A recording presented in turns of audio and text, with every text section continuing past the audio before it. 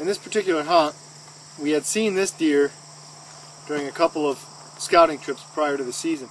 That's probably 80, 100 yards from our stand, so I'd like to see that next to the stand. Oh, baby. It doesn't take much to get me excited. A couple rubs next to it. Ground line we just hung up, and then some hard horn next to another stand we hung the other day. Oh, you can see the old heart pumping, the old juices flowing. There he is. Oh, back there, just a little.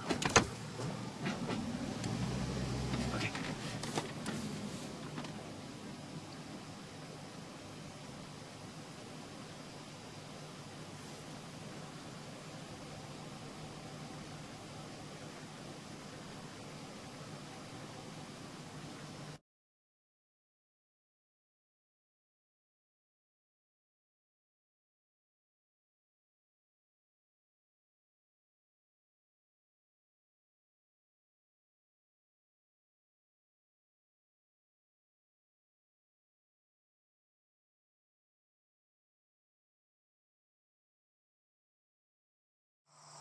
So we hung this stand in anticipation of this particular buck coming through.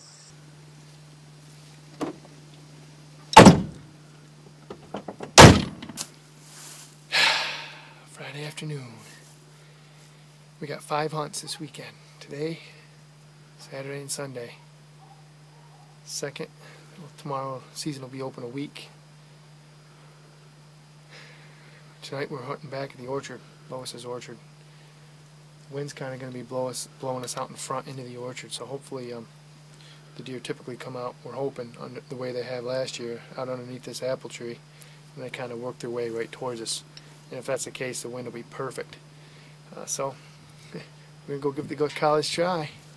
Come along, let's go kill something.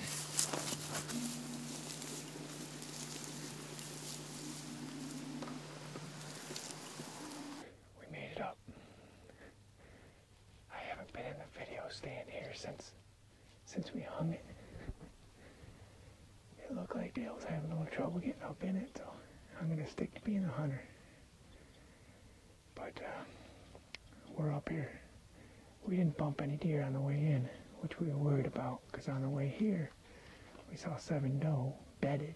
Well, 4 or 5 of them were bedded right alongside the road already, so we were like, oh no. But nothing was, that we noticed anyway, nothing was in here.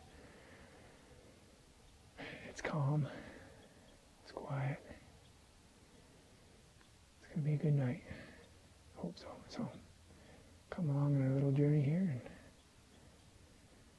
watch us kill something. I like the thumbs up.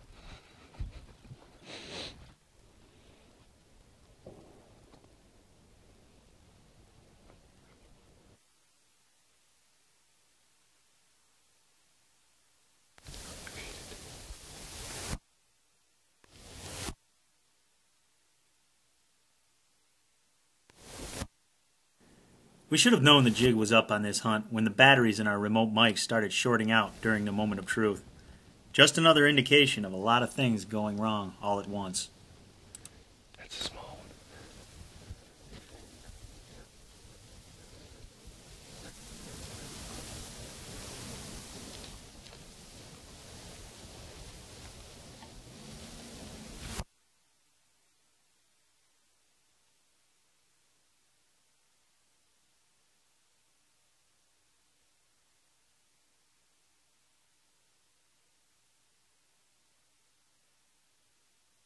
At first, I think he's going to take a shot at the doe that's walking in, and I heard the buck run. So I'm like, quick, like, damn, I hear a buck. So now he's focusing on a buck. Sure enough, he's coming right down the trail. We had just pruned at the last minute.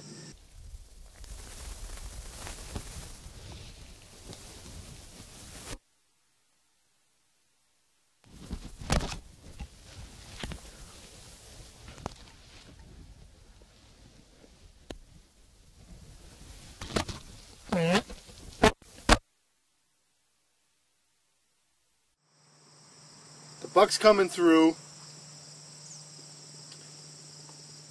Stop him in the lane, and when I draw my safety harness strap, comes down in between my bowstring and the bow. So I'm thinking when I'm going to release, that bowstring is going to hit the... I mean to pull the trigger. I was this thing.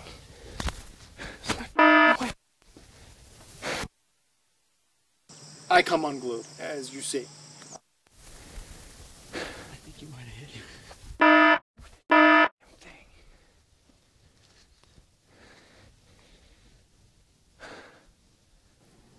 We apologize for the expletives, but we felt they needed to be left in to accurately show Dan's frustration after blowing this shot.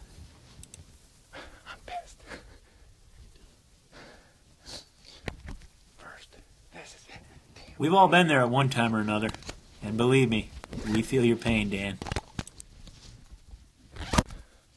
That's that 7-pointer.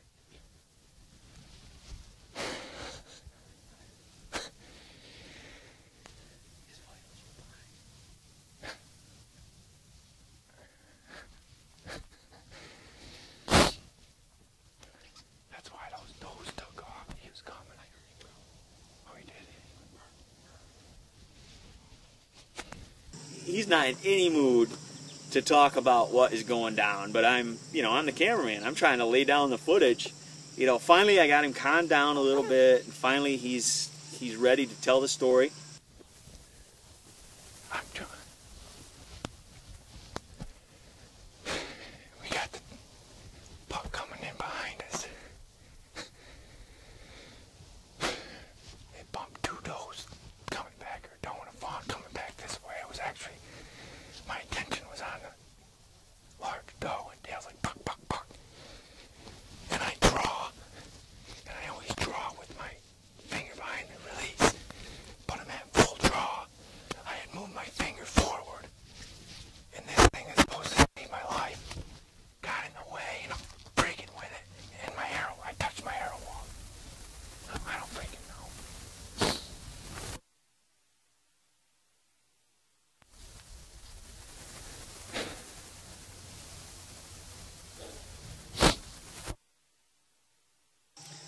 So I hear him going on this tirade, and I'm thinking to myself, what is going on? Because usually, when I hear the arrow go off, usually when a buck's in the lane, Dan is just zoned in. Just the frustration.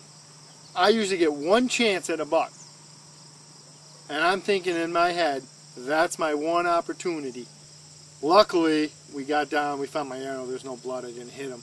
It hit a branch in the ground. But the last thing you want is a bad hit in that situation.